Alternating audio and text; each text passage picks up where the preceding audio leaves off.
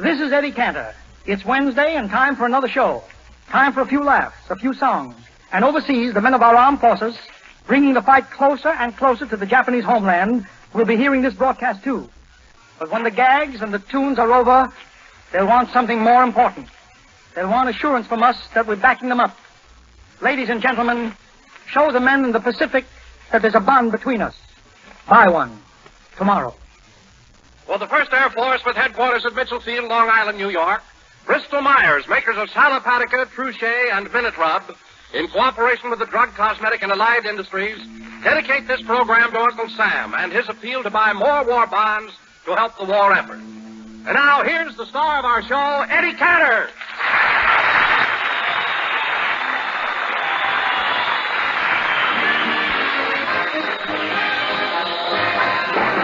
Every time, every doggone time I fall in love, I get a shopping around. Every time, every doggone time I try romance. I'm taking a chance on losing my mind.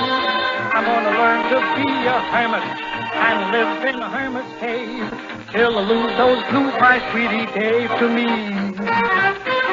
Gonna burn my bridges behind me, gonna hide out of them. You can look, but you'll never find me behind the 8-ball again. But every time, every doggone time I fall in love, I get a shoving around every doggone time. Gonna burn my bridges, hide out of them. You can look, but you won't find me behind the 8-ball again. Cause every time, every doggone time I fall in love, I get a shoving around. Every doggone time I fall in love.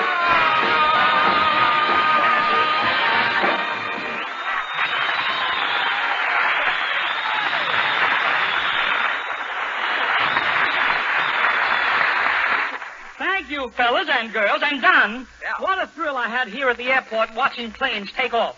I saw a C-47 leave the field at 200 miles an hour. Then I saw an A-26 leave doing 400 miles an hour. And before I left, I saw a plane here at Mitchell Field doing 450 miles an hour. My, do they have anything faster than that leaving here? Don, did you ever see one of these guys with enough points to get out?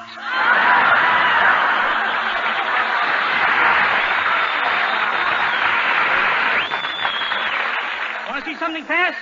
He's home. Well, I see what you mean. Eddie, I understand that some of the men are also released when they reach the age of 40. That's right, Don. I met one of the fellows this morning who had just turned 40 and got his discharge. He was crying, and I asked him why. I said, why are you crying?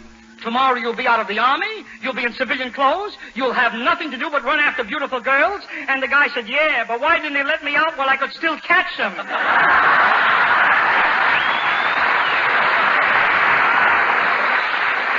You can't be serious. Haven't you heard the saying, life begins at 40? How would I know, Don? Come back in 6 years and ask me. Now, wait a minute, Eddie. Wait a minute. Are you implying that you're only 34 years old? Now, Don, you were at my birthday party. You counted the candles on the cake, didn't you? Didn't you? Eddie, there were 34 candles on the piece I ate. Oh, go there. And another thing, Eddie. Another thing, I happen to know that you and I had celebrated your 31st wedding anniversary just last Saturday. That's right. Well, do you mean to say that at the time you and Ida were married that you were only 3 years old? Oh, certainly, Don, certainly. We eloped. Oh, you did? Yes, we eloped.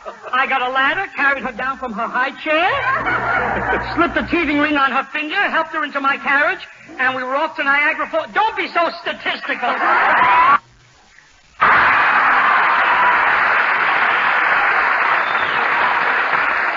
After all, Don, I'm not like most actors.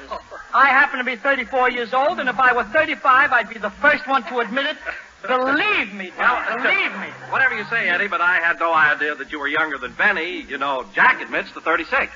Jack Benny admits to 36? That's right. I'll tell you something, Don. Do you know that Stradivarius violin Jack has that's 150 years old? Yeah, what about it? I happen to know Jack Benny got his flat feet pacing up and down waiting for Mr. Stradivarius to finish it. Oh. Well, now, Eddie, Eddie, I'm not the least bit interested in how old you and Jack are, but I thought it was wonderful that you and Ida celebrated 31 years of married life. Really, I did. Now, maybe you could give these young fellows out here some advice, huh? Well, Don, this may sound strange, but the man who gave me the formula for a happy married life happens to be Georgie Jessel.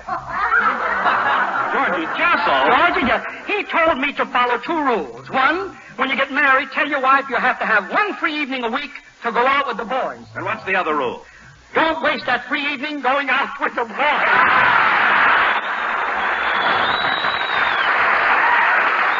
Eddie, how in the world can you stand there joking when these fellows are waiting for advice? Can't you see what a serious bunch they are? Just look. Serious? Yeah. You wouldn't think so if you could see where they go to have fun. Lee's Hempstead Palace. For the benefit of the rest of the public, it's a Chinese restaurant. Oh, yes, Eddie, yes, I know. I was in that restaurant. Yeah? Gee, with the dim lights and all the smoke, you can hardly see to pick up your food. Don, when these boys go to Lee's, it isn't chop suey they want to pick up. Ah, gee, Eddie, Don't leave now, soldier. Don't leave. Eddie, I love Chinese food. You love Chinese food? Oh, yes, I like steaks and chops. I like dairy products. All right, Don. We know you like to eat. Of course, he's only fooling, fellas. Don is a very light eater. The minute it gets light outside, he starts to eat. You should see how much Chinese food this guy puts away. Instead of chopsticks, they bring him 2 baseball bats. Well, tell me, Eddie, where do the boys eat when they're here in camp? Well, a lot of the boys get in line at the post cafeteria for breakfast. Where do they go for dinner? By the time they get their breakfast, they've had dinner. They really have to wait in line for... Wait a minute, You have to wait in line for breakfast that long, Eddie? Listen, Don, do they have to wait that long? Let me tell you something. A lieutenant ordered an egg for breakfast the other day, and by the time it was his turn, the egg he ordered had hatched, turned into a rooster, and was standing in line in back of the lieutenant waiting for his breakfast.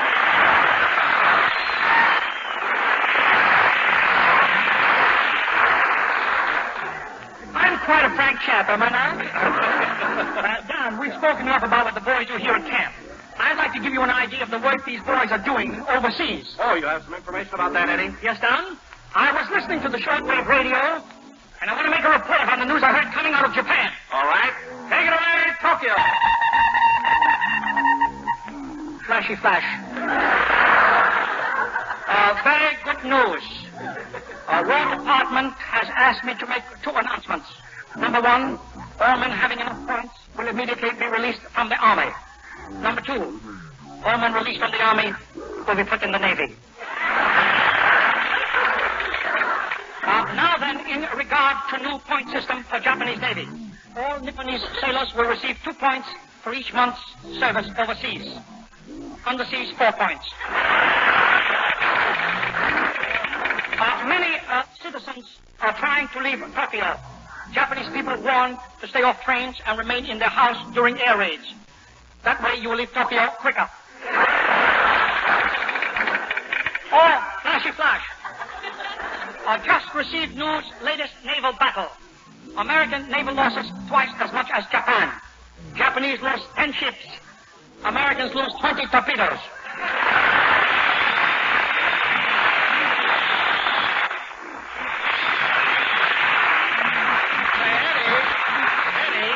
Eddie, they're ready for the special event on tonight's program. The High Command here at Mitchell Field has established contact with the plane flying over New York, and they want you to interview the pilot from here. Okay. Hand me that gadget I talked to Don. Here, I'll try it. Eddie Cantor speaking. Coming, pilot. Eddie Cantor speaking. Coming, pilot. How do you do?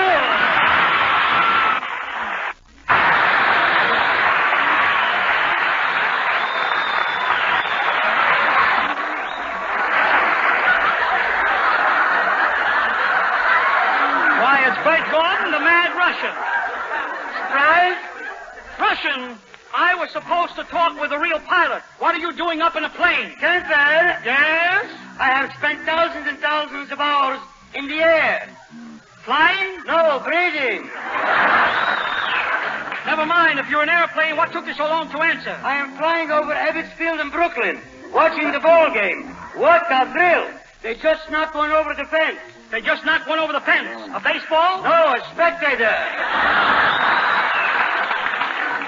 Oh, let's end this conversation, Russian. I don't enjoy talking to a moron. Let's keep talking. I do. Russian, I'll expect you here at Mitchell Field in 10 minutes. Where are you now? I am flying over the Statue of Liberty. Over the Statue of Liberty? How low are you flying? Pretty low. I'm flying about, ouch! Careful with that torch, honey.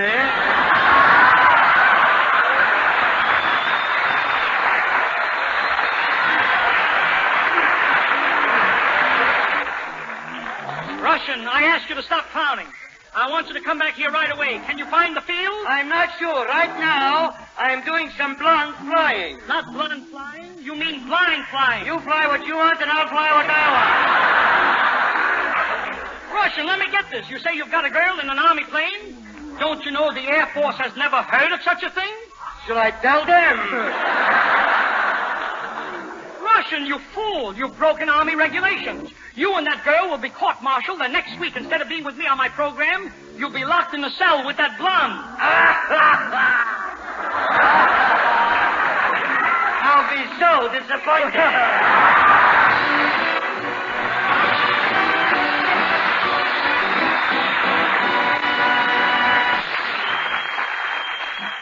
And now our singing star on the program, fellas, lovely Nora Martin.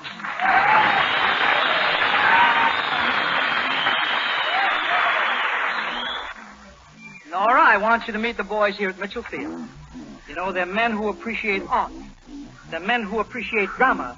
They're men who appreciate literature. Then why are they staring at my legs? They're men. Go ahead and sing, Nora. Leonard Seuss and the orchestra play, and Nora Martin sing. Dream when you're feeling blue. Dream that's the thing to do.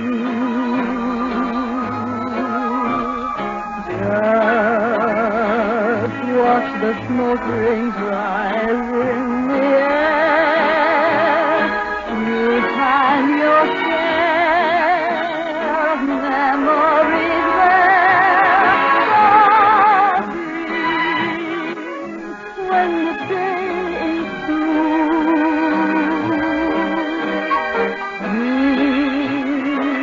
and in life come through.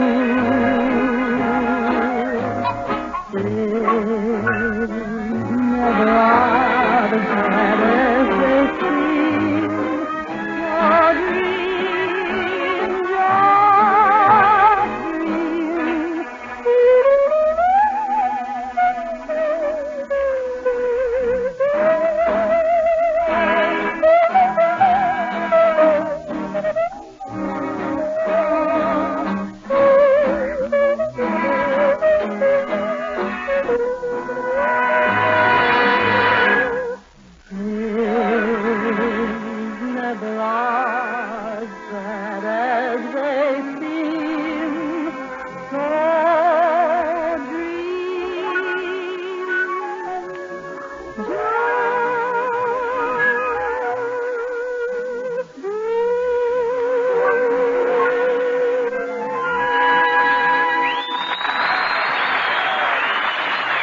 And it took 14 days. The Battle of the Bulge at Bastogne, the beach at Normandy, and those terrible months of starvation and torture in the concentration camp at Dachau. What other sacrifices must they make before we at home realize how small is our share in this war?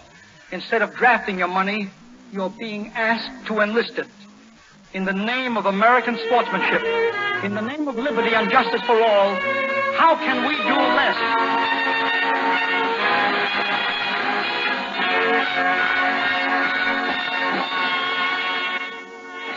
Men, we're very proud to have as our guest tonight that lovely MGM star currently appearing with Van Johnson in their latest hit, Between Two Women. Here she is, Marilyn Maxwell.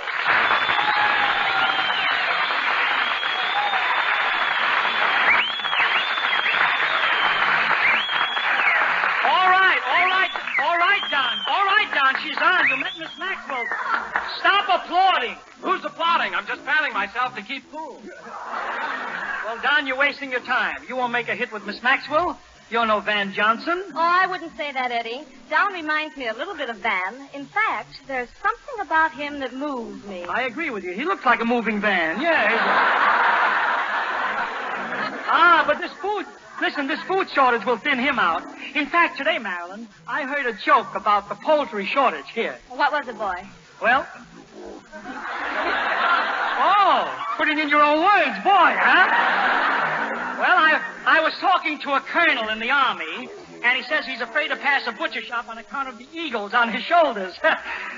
I don't know. I thought I might have a joke there. Don't you get it, Marilyn? There's a poultry shortage, and the colonel is afraid to pass a butcher shop because on the colonel's shoulders, there's an eagle. Well, whatever he has on his shoulders, it certainly laid an egg. All right. The colonel told it to me. You can't go around hitting colonels. Don, I want you to bring in Harry Von Zell's baby. Will you do that? And Marilyn, I do want to thank you now for taking care of the baby on the trip. Oh, that's all right. I'm crazy about the little fella. Harry Von Zell brought him over to my house when he was only a couple of months old. And what a fuss he made over me. He sat in my lap for hours. The baby? No, Harry Von Zell. Here he is, Eddie, a chip off the old block. Well, Eddie Cantor Von Zell, Jr.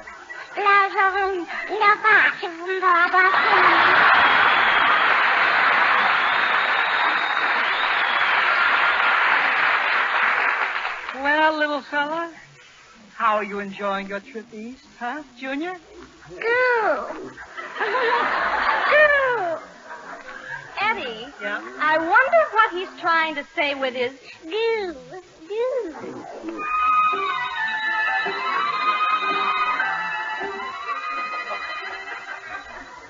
Goo. Goo. Popeyes has been busy since we came to New York. So Marilyn Maxwell has been taking care of me. Every time I cry, she kisses me. Then I stop crying. Mission accomplished.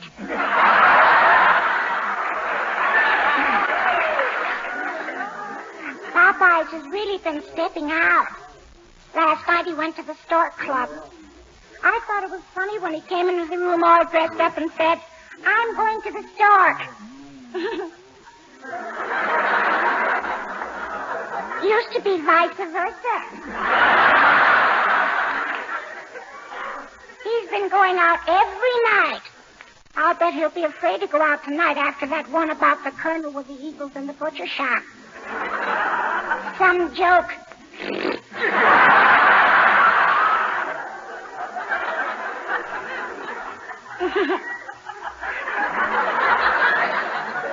Don Wilson flew here to Mitchell Field to take my old man's place. That Mr. Wilson made aviation history.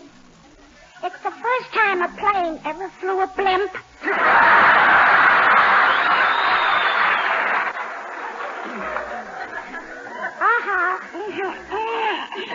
Oh, well. I better get back to sleep. Tomorrow's my big day. They're teaching me to meet Mayor LaGuardia. When I meet the mayor, all I have to do is stand up straight, bend over, and let him kiss me. Oh, boy. Cute fella, Fiorello.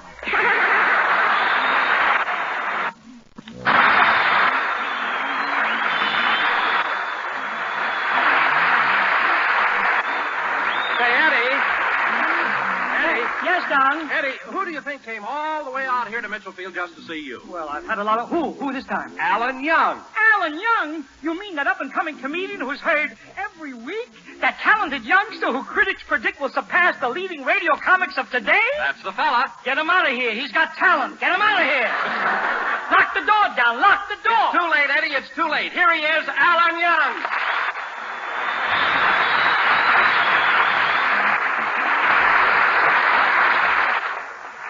Hello, Alan. I'm delighted to see you. Mr. Cantor, you appeared on my radio program. That's why I thought I should come over here to your program tonight. Oh, you wanted to reciprocate.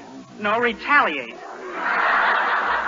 Why, Alan, you sound as if you were mad at me. Well, I don't think it's fair for you to come on my program, be such a big hit, and steal the whole show. Why, I wouldn't do a thing like that, Alan. There's nothing I love better than another comedian.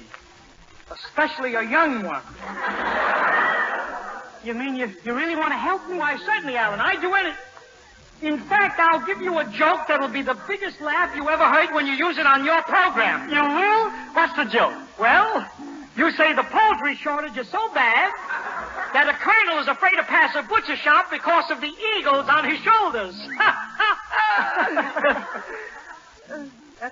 That's no joke.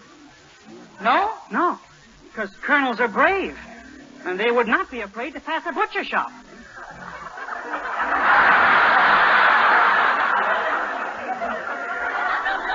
Even if it was raining.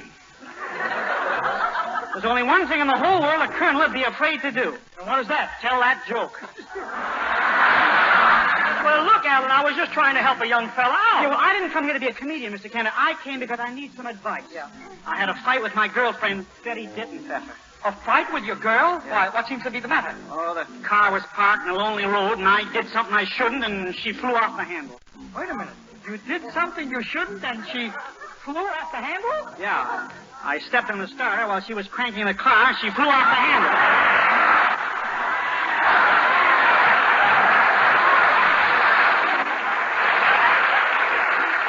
Well, you really came here to retaliate. Alan, what makes you think I can help you make up with your girl? Well, you just celebrated your 31st wedding anniversary. You certainly ought to know all about handling women. Well, Alan, when I was your age, I had a fight with Ida, I should tell you. And to get her interested in me again, I went out with those Zickville girls to make her jealous. Did it work? Did you make up? Did I make... Alan, that basketball team we've got living with us doesn't belong to Vassar. Look, if you want to make your girl jealous, I have just the right party for you. Here's Marilyn Maxwell. This girl can solve your problem right here on the radio. Gosh, to think I've been going to Mr. Anthony. Yep. Marilyn, this is an emergency. Alan Young wants to make his girl jealous. Will you go out with him tonight? Why, certainly, Alan. But I'll have to break a date with one of these airmen here. What time will you pick me up? You're going to break a day with one of these airmen to go out with me? Uh-huh. You may have to pick me up. Alan, just how do you want me to help you make your girl jealous? Well, I know what restaurant my girl's going to tonight, and if she could see us there together, it'd burn her up, really. Especially if I were holding your hand like this. Alan. Well, don't think I'm a wolf, Miss Maxwell. I'm just holding your hand and looking at you like this to help me forget my girl. By the way, who is your girl? What's her name? Her name? Right. Gosh, it's worked already. Well, Alan, if you really want to make your girl jealous, just holding Miss Maxwell's hand won't be enough. Why don't you, kiss her, girl? Try to kiss her. Go on. All right. Miss Maxwell, will you kiss me on the forehead? Well, if you want me to kiss you on the forehead, why are your lips all puckered up? When you touch me, I'm going to jump.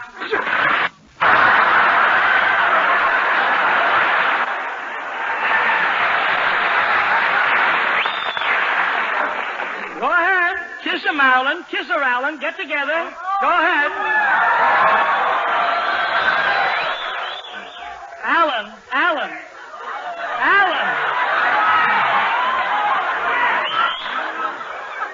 Do you think I got to kiss anyone on his program last night? They let me shake hands with the drummer. That was it. All right, Alan. Wow! Boy, if my girl Betty's listening in, this ought to burn her up.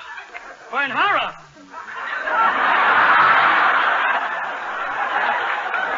You don't look like you just stepped out of an igloo yourself. Oh, that was fine, Alan. Now, if you really want to make your girl jealous, just kiss me like that in the restaurant tonight. Tonight? I won't be able to kiss you like that again for 2 weeks. Look, Alan, if you really want to make up with Betty, why don't you take her out tonight? Take her to some nice place for dinner like Lee's Hempstead Palace, huh? No, nothing doing. Last time I took her to a Chinese restaurant, they embarrassed me. Embarrass you? The waiter handed me a pair of knitting needles. Knitting? They were chopsticks. You were supposed to eat with them. Gosh, and I sat there knitting her a sweater. Instead of eating, you sat there knitting your girl a sweater? You must be pretty dumb. Dumb, huh? You should see her in it. Oh, go back to bed.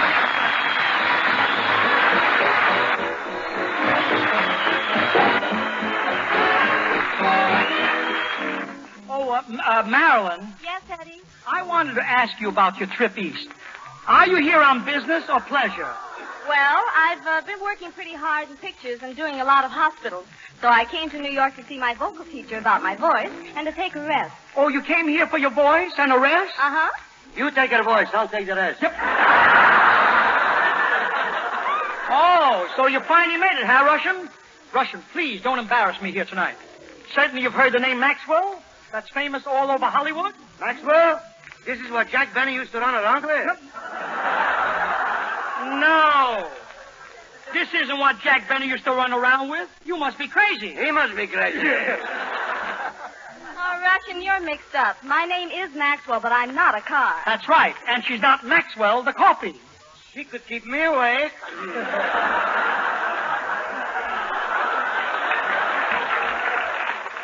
Say, Russian. Russian. Yes, I'm listening. All right. Russian, when you interrupted us, Miss Maxwell was telling me that you came here to see her vocal teacher. Now that's a coinky-dinky. I personally am a vocal teacher. Russian, you say that you're a vocal teacher? Most dubious. You see, Yes? I am teaching Frank Sinatra how to sing. Every day I am taking him to the seashore, and like the great Demophiles is, I am putting pebbles in his mouth. You put pebbles in Sinatra's mouth to help you sing? No, to keep him from blowing away. Oh, you're no teacher. Russian, whom did you ever teach to sing? My dear Miss Meatball. No. Maxwell. So sorry. Maxine, let me tell you something. This you won't believe because it's a lie. Only recently, MGM called me in to teach Ingrid Bergman how to sing for the picture Gaslight. Yes. Every night I'm going to her house to teach her singing. But Ingrid Bergman didn't sing in Gaslight. Why did you keep going to her house every night? Silly boy.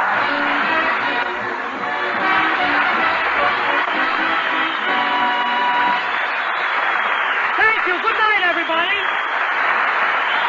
The entertainment program is presented tonight in cooperation with the drug, cosmetic, and allied industries by Bristol Myers, makers of Sal Hepatica, Truchet, and Minute Rod, and was dedicated to Uncle Sam's campaign to buy more war bonds to help the war effort.